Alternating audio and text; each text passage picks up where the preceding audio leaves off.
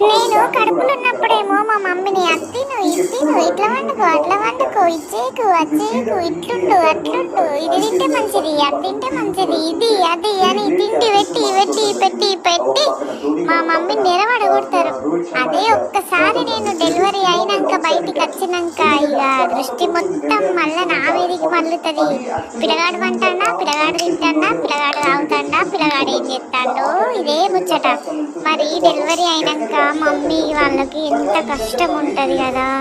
కనీసం వాళ్ళని ఎవరన్నా అడుగుతారా మీ హెల్త్ ఎట్లుంది, మీరు ఎంత బాధపడుతున్నారు, మీ స్టిచ్చెస్ మారినాయా, మీకు ఏమన్నా తినబుద్ధి అవుతుందా, ఏమన్నా తినబుద్ధి అవుతలేదా, ఇవన్నీ అడుగుడు ఎక్కడిది. ఇంకేదన్నా తినబుద్ధి అవుతుందా అంటే అది తినద్దు ఇది తినద్దు ఇది తినద్దు అది తినద్దు ఇదే.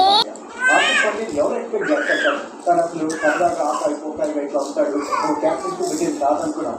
రావడం ఫస్ట్ సీజన్ గుజరాత్ క్యాప్టెన్స్